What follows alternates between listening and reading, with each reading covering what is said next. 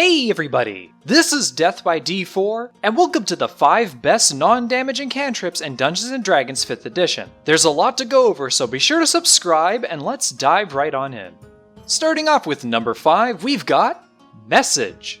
As an action, you target a creature within 120 feet and whisper audibly to them. They can then reply to you in the same way before the cantrip ends. The effect of this cantrip can be blocked by a variety of materials, but it's still capable of moving around corners in order to reach its target. In a sense, this cantrip allows you to send secret messages to people, provided that they aren't deafened and they share a language with you. This could be especially useful for anybody intending to play as a stealthy spellcaster, as this cantrip will then allow you to communicate with your allies without raising any suspicions.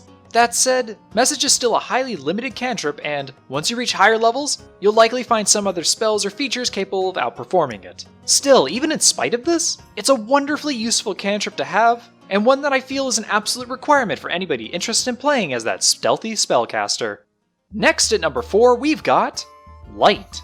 As an action, you touch an object no larger than 10 feet and make it radiate dim light in a 40-foot radius and bright light in a 20-foot radius. If the targeted object is being held or worn by a hostile creature, then the cantrip only works if the hostile creature fails on a dexterity saving throw. In general, being able to create a light source of any kind from nothing is just insanely useful. Find yourself lost in the middle of the dark with none of your belongings? Just touch something that you can either grab or wear and then boom, you got yourself a light. Not only does this cantrip not require your concentration, but you can even use it to create a light source that you don't need to hold on to. And this can be insanely useful if you're playing as a race that doesn't normally get dark vision. That said, it would be silly of me not to mention the fact that there are a lot of playable races out there that get dark vision, and that they will likely have almost no use for this cantrip whatsoever. Still, for what it can do, this is a really nice cantrip for you to have, and one that I'd argue would be almost essential for any non-dark vision spellcasters. Next up at number 3, we've got Mage Hand.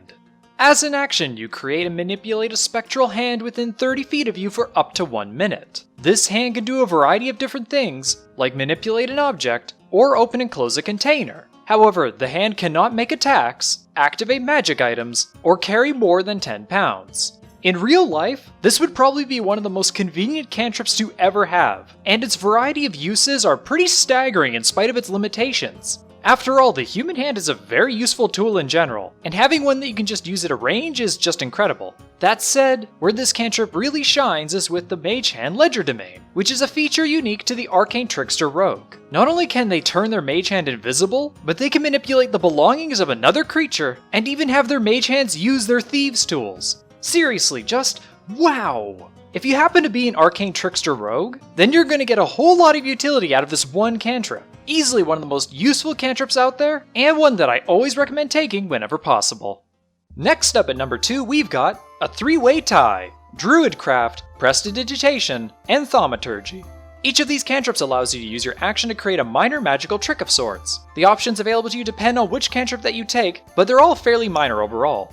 Though the application of these cantrips isn't very significant, the flavorful uses that each can provide is actually staggering. Honestly, any spellcaster interested in a bit of magical roleplay for themselves would remiss not having at least one of these cantrips in their spell list. Personally, I prefer Prestidigitation out of the bunch, as I just feel that its coverage is the best out of the 3. That, and I very much appreciate the ability to help keep my clothes clean after a hard day's worth of adventuring, but that's just me. Overall, not necessarily the most practical cantrips for getting anything done, but certainly an infinite source of creative inspiration for anybody looking to imbue a little bit of magic into their role-playing experience. And finally, at number 1, we've got Guidance. As an action, you can touch a creature and, for up to 1 minute while you're concentrating, they gain a d4 to any ability check that they make. Yep, that's it. Nice, quick, clean, and simple. Though limited in its casting potential, the out-of-combat usefulness of Guidance is actually kind of absurd. After all, there are very few spells that actually are capable of boosting your skill checks in general, and this one is a cantrip no less. Seriously, not only that, but initiative rolls are considered to be skill checks as well, meaning that you can use this cantrip to help you go earlier before the start of combat. Wow!